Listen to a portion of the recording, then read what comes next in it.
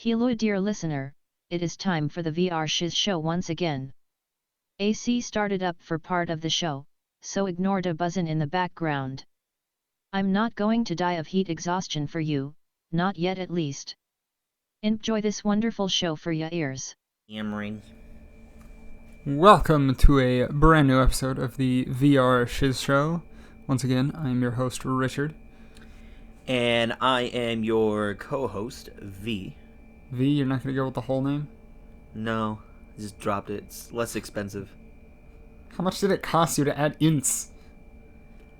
Do you know how much it costs to change a name?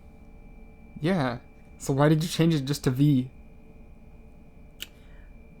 I don't know. It's Vince. Is that better? Is that what you wanted, Richard? Yeah. All right, cool. I mean, it seemed like it's my robot name, Richard. Oh, okay. It's my. I have to go with what I am. Oh, it's right. my robot name. That makes sense. But yeah, welcome back to the VR Shiz show. I think we'll dive right into media consumed right off the bat. Media consumed. You want to start us off? I can start us off. Or... You usually start us off. Are you okay if I start us off? Yeah, sure. All right, sick. So I am playing. I'm once again playing two of my favorite games. I'll talk about both of them very quickly, and I've mentioned one of them on a previous episode. But Dark Space, because it is October, I did get to stream it with the Discord and. Dark Space? Dead Space. I don't know why I said Dark Space. Like you mentioned it before, and I'm like, what the heck is Dark Space? It reminds me of that text message that I sent you yesterday before I had ended up in your home. Oh gosh. About my dad doing coke instead of dropping coke. Yeah. Probably one of the best things that I'll never forget. But yeah. Dead Space. I don't know why I said Dark Space. And Fallout New Vegas. Yes. So Dead Space has always been one of my favorite series. Decided to play it for October, found out it was actually on Steam, and I got the whole series on Steam, which was a lot of fun. And it is just as stressful and terrifying as I remember. Okay. But as you had mentioned before on a previous episode, I'm going to be doing a lot of callbacks here. We both like feeling pain when we play video games. We pay to feel that pain. Yes. But we like different types of pain. Mine is feeling agitated and scared half the time. Mm-hmm. And then New Vegas is just Fallout New Vegas. If you guys have never played that game, I would recommend that you play it. It's easily top 5 favorite video games of all time. Right now, I had just got to level 8, and I recruited Veronica. She's just a chick in a knapsack who also holds a power gauntlet. And I'm currently not in good straits with Kaisar's Legion. As in, I'll go anywhere and they'll just randomly, an entire squad will just hit me up. Yeah. And they're all like high level, and I'm just like, I'm a level 8. Like, what do I do against this? Luckily, once Veronica closes the distance, she almost always cripples with the first hit and then just straight up kills with the second or third hit. So as long as I provide covering fire, she pretty much just covers everything for me. You just need your potato sack girl. Dude, yeah. That's all I need. We don't even have a conflict of interest because if you don't know, she is a lesbian. My character is not a lesbian. So there is no feelings to get involved. I'm just using her for her power, and she knows that, and she just wants to explore the world. So all symbiotic right. Relationship with no strings attached. All right. Pretty fun.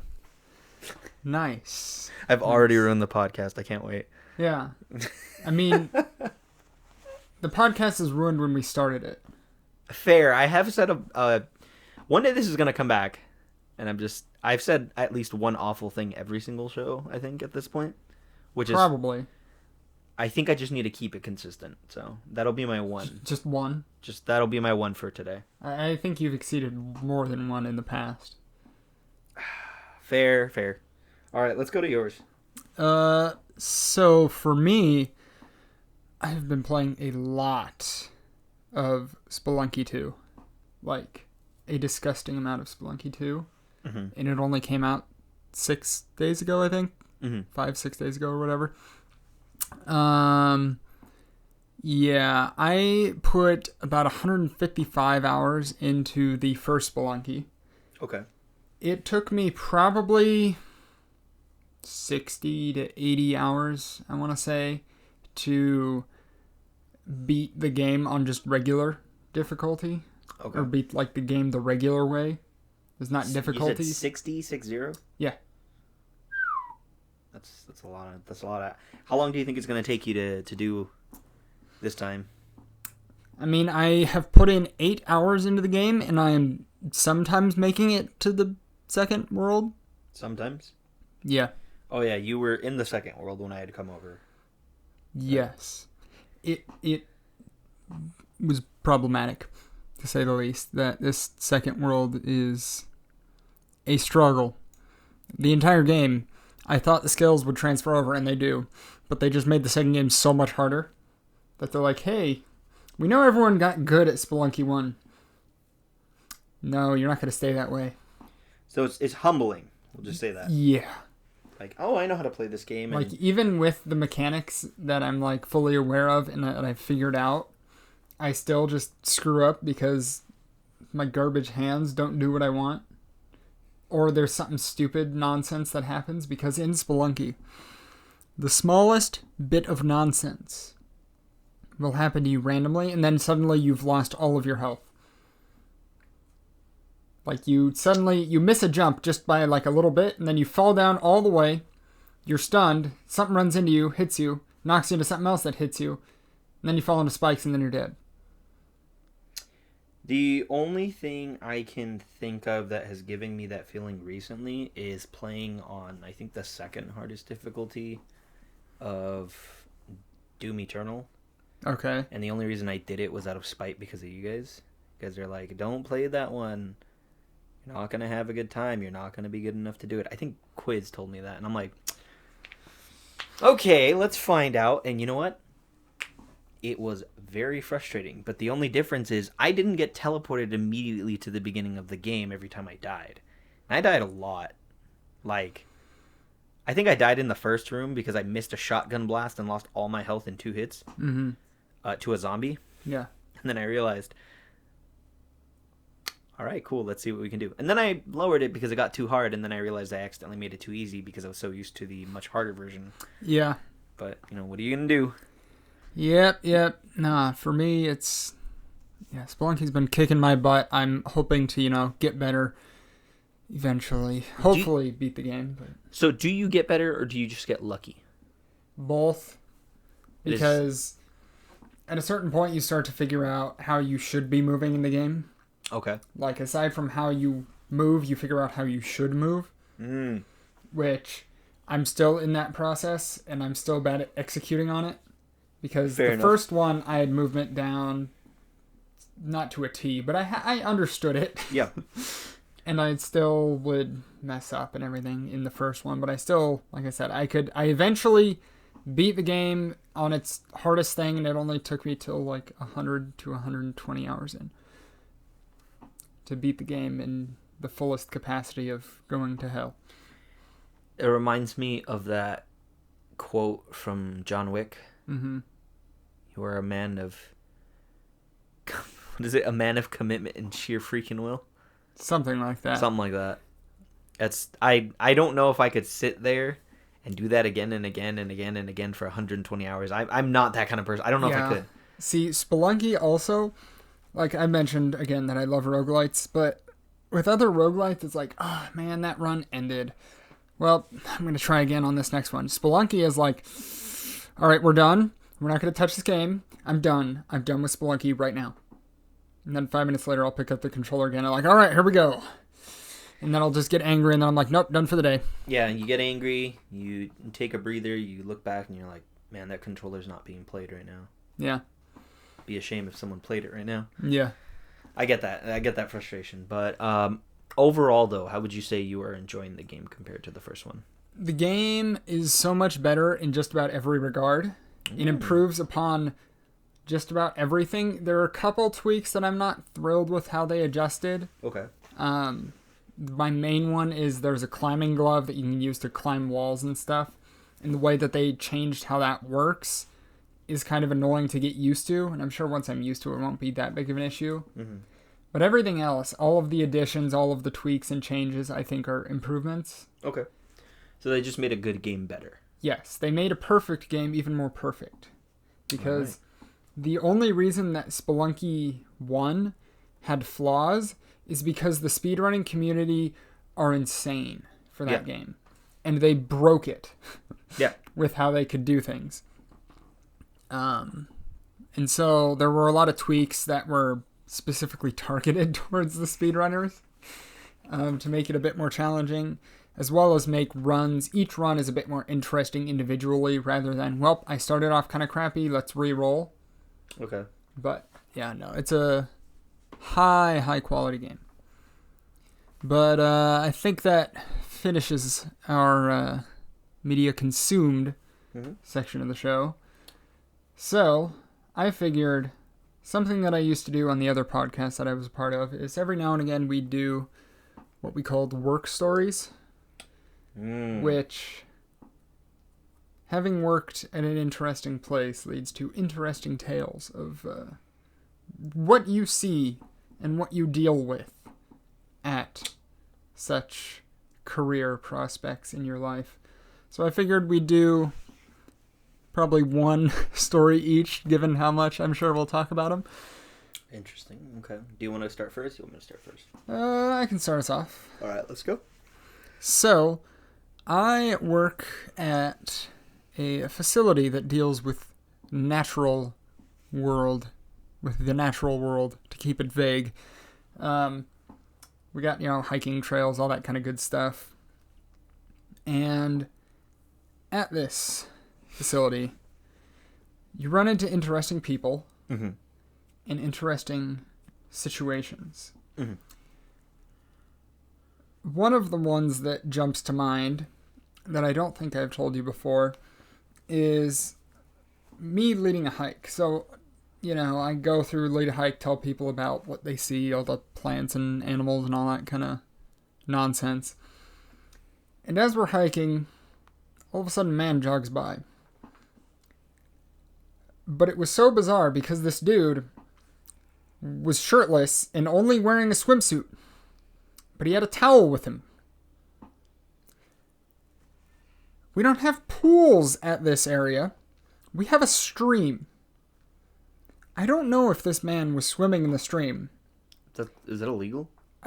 I mean, I wouldn't recommend it.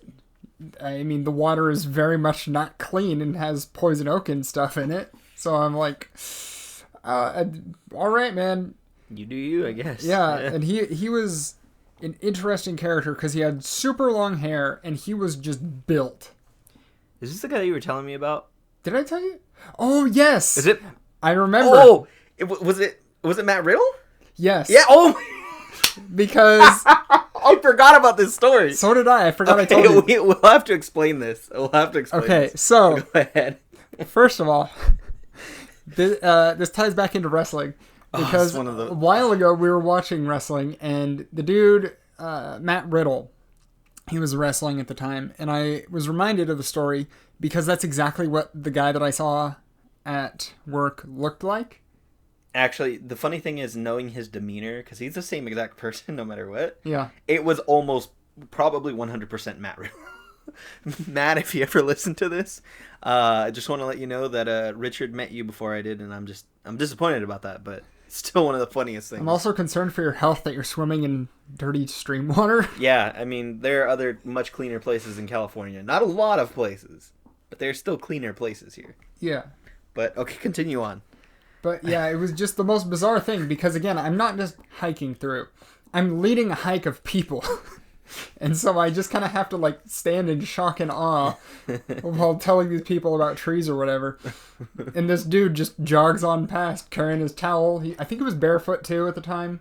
Yeah, again, it's almost always... It's most likely Matt Riddle. He doesn't even wrestle with shoes on. You remember when he, chucks his sandals off?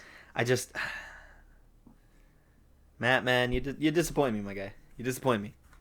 I think you're a fantastic wrestler, but out of everything you could have done... Sorry, I think it's incredible that I had forgotten about this story, and you just reminded me about who it was. Oh, yeah.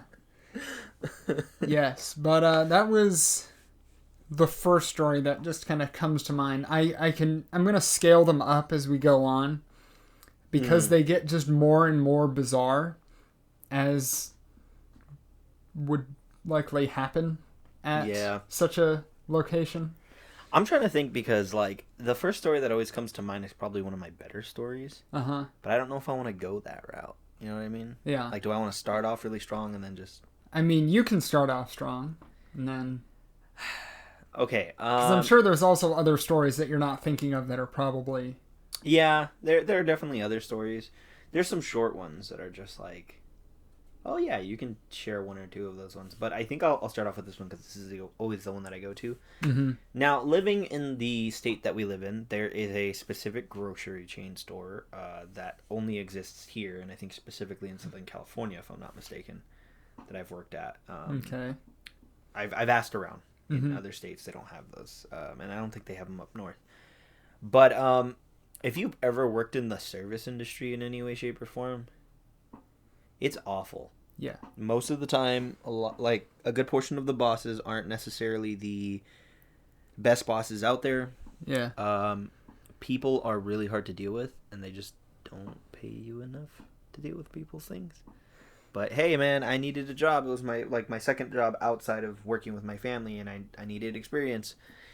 So at this point, I was working in the deli, and I enjoyed working in the deli, as crazy and psychotic as it was.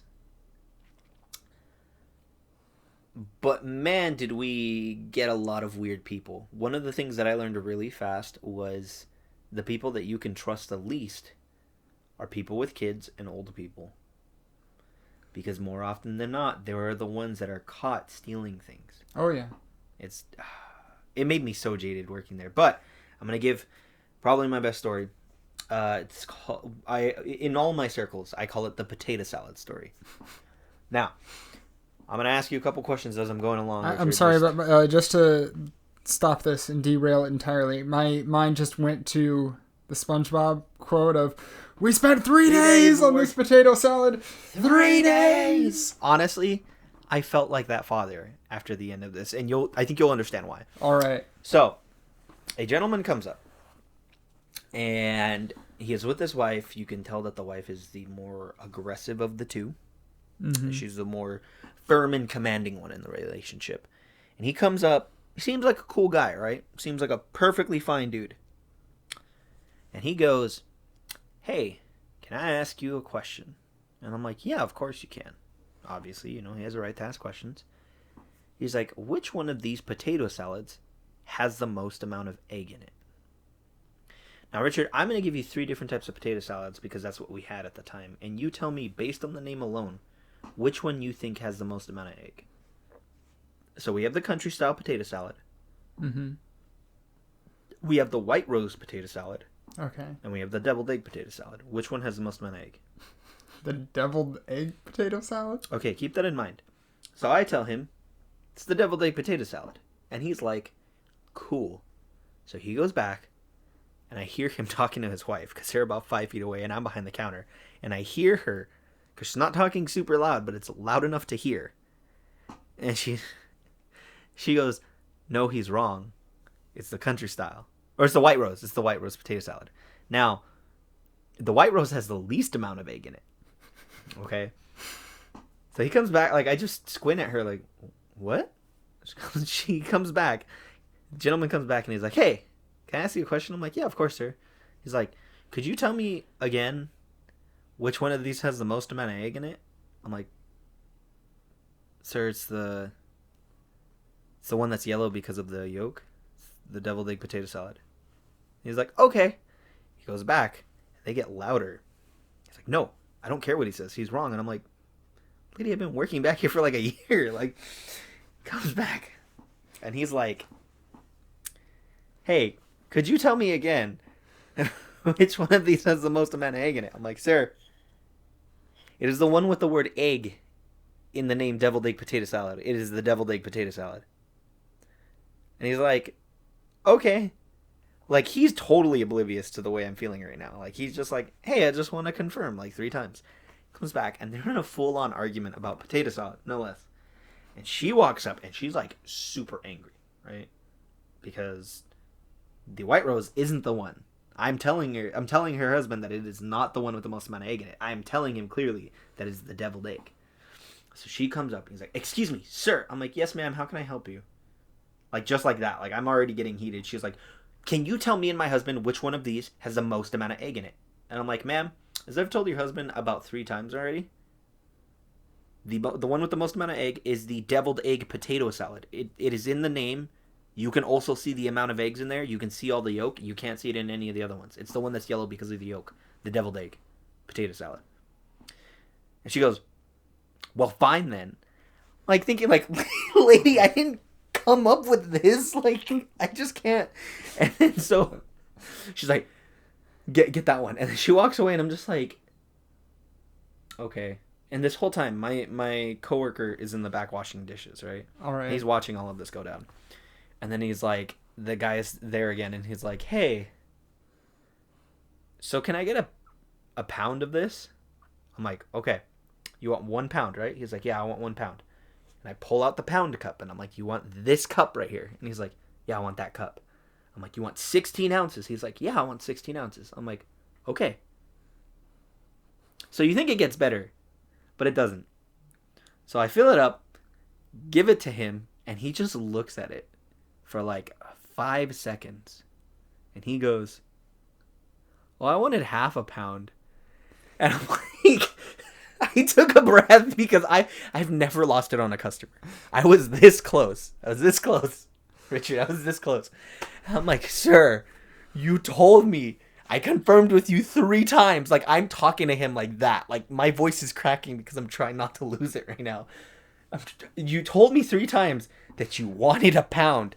And he looks at it and he's like, it's okay, I'll take it. We all make mistakes sometimes. And he walked away, and I'm like, like, I literally lost it right after he left.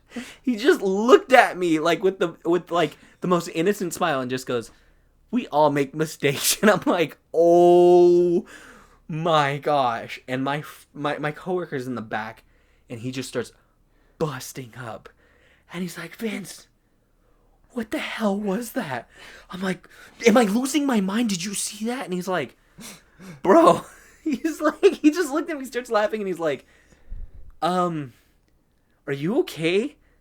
You didn't hallucinate that. Like, I was there the whole time. Like, are you okay? He's like, dude, I would have jumped over the counter and fought these guys. And I'm like, what? Like, I literally took my break right after that. I'm like, I'm not dealing with this. I'm sorry, but I can't right now. Who could do that? Who could just do that? I took my break after that. I had to calm down. Oh my gosh. It was truly one of the worst experiences because I was ready to throw hands. Like, I was willing to lose my job over that. Yeah, see, I'm glad that where I work, we don't sell anything. We got a facility and you can see it. Because, and even then, we have annoying people that I'm sure I'll get to in later episodes of this podcast. But I can't imagine, like, the restraint. Because the nice thing about where I work is I can just dump anybody off on someone else and stuff like that. I couldn't. Oh, I'll yeah. get in trouble. How much more time do we have? We can go a little longer. I can give one more story. All right. It's a really short one, but it's still it gave me probably one of the best laughs at work. Okay. So again, I work at the deli. My best ones are at the deli, although I do have one working as a bag boy, which was I found needles and a bra inside one of the bags that I had to use one time. And I looked at the lady, and the lady looked at me, and I'm just like, "Are you sure you want me to use this bag?" She's like, she opens it, and she like pulls out another bag. She's like, "Can you use this one?" I'm like, "Okay." Like, it was so awkward. I'm like, it was her bra too. I was just like, but the thing is, I didn't know, so I reached my hand in there, and it was warm. Yeah, it was awful. But that's not the story I was going to tell. So, this one has to do with the wonderful place that is the deli. That's actually because of how awful that place was, I created a story, and after I'm done with the one I'm writing with hockey, I'm gonna send that one to her next because I need to get it out. It's awful. But anyways, so it's not Mr. Meaty awful, but it's almost there. Almost. But this lady comes up, and usually I end up working the hot counter, so I work with all the hot foods most of the time. You know, I'm usually the one that was consistently frying things like that. And whenever we open the hot counter, we always have to wear gloves. The only thing is, I'm the only one that's really a stickler about that. I always wear gloves when opening that hot counter. Yeah. And I don't use my hands to pick up anything, even with my gloves on. I use tongs or scoops, whatever. So this lady comes up, and she's like, "Oh, can I get half a pound of orange chicken?" And I'm like, "Yeah, of course." So I get it, use the tongs and everything, put it in the bag, and she's like, "Did you touch my food?" I'm like, I still had the tongs in my hand. I'm like, "No, ma'am, I use these." She's like, "I don't know. I didn't see you use them." And I'm like, "I mean, I didn't. I can get you a different thing if you want." And then, so she starts talking to who I assume is her boyfriend. And he comes up to me. I was like, "Hey, bro, can I ask you a question?" I'm like, "Yeah, of course." He's like, "Did you touch your food?" I'm like, "Sir, I have tongs in my hand, and I've had them in my hand the entire time." And he's like, "No, I believe you. Honestly, she's a bit of an idiot, and I'm just trying to get it in." And I'm just like, just looked at him like, he's like, "So if you just promise me that you didn't do it, just give it to me, and I'll convince her.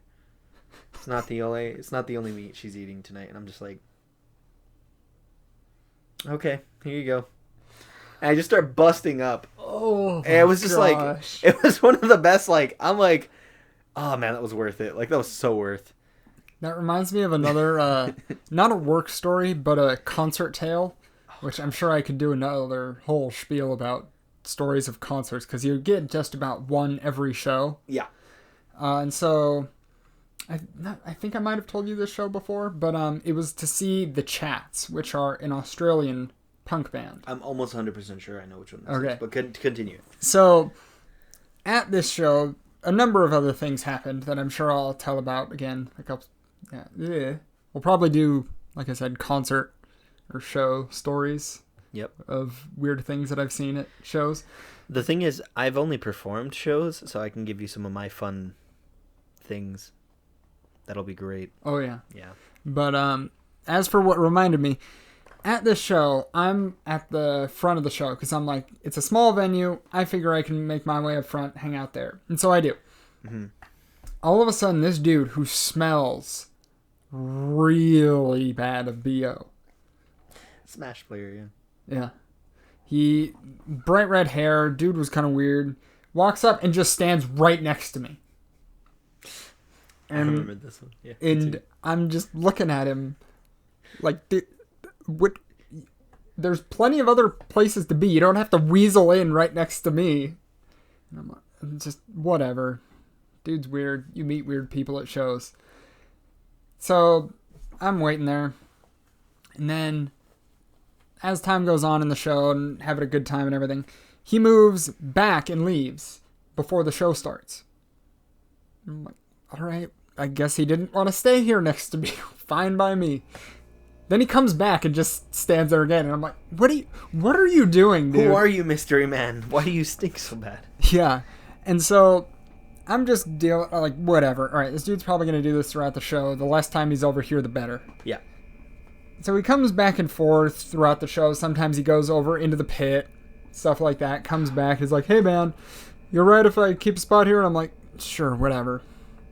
It's almost over. Yeah. I'm like, the show's not that long. I can deal with this sweaty dude if it means I get to see this incredible band. Okay.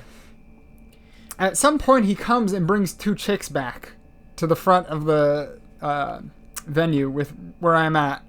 And I'm just, why did you bring them here? I saved a spot for you out of politeness. You didn't say, "Oh, I'm going to bring some people over here." And so I'm just, whatever. And at some point, he leaves the girls right next to me and then just walks back and goes into the pit again. And I'm just thinking, what are you doing? What is going on in your mind? And eventually he comes back, and the girls leave. And then he's talking to me. He's like, yeah, man, I'm just trying to get some poon. And I remember this story, yeah. And I just, my jaw might have hit the floor, but he didn't notice. Because I'm just like, did you just unironically use the word poon? I'm like, you are the biggest scumbag, like, that I have ever met. Like, I don't know I know what your hopes are with these women. I can guarantee you it is not happening. Because I think he was trying to win him over, like, hey, I got a spot at the front if you want to join me. But I'm like, no. But on top of that, you also smell. I'm like, dude, you stink, and you're kind of a jerk. Like, you busted over right next to me, and I'm like, whatever, you're done. Yeah. But yeah, that your story of your man and his meat. One of the funny. It's like one of those ones. I'm like, this made my day. Yeah. It was one of those ones. Yeah, there are some days where you just get that story, and you're just like, this is a good one. My day is good. It's one of those. I have quite a few other ones, and other ones where I'm just like, that happened. That sucks. Yeah. And other ones that just made me want to throw hands. Yes. But, Yeah. We'll get to those later. This will be a bit of a shorter episode, or technically this is where I wanted the show to always be at like 30 minutes. Yes, we did it. I told you we were going to do it next time, and we did. We did. We've achieved our goal. Hopefully we can stick to it. We're not going to stick to it, let's be real. Yeah, no. Absolutely not. All right, everybody. We will see you next Friday for another episode of the VR Shiz Show. Indeed. I am Richard. And I am Vince. The robot leave. Yeah, he left halfway. When I had to tell the story, that's when Vince came back. Because Vince is the one that experienced that, not the robot. Doesn't have those memories programmed in? Not yet. Okay. No, it's only memes at this point, and that's already full, unfortunately. Sounds like a crappy robot. Yeah. Anyway, we will catch you later. Peace. Bye.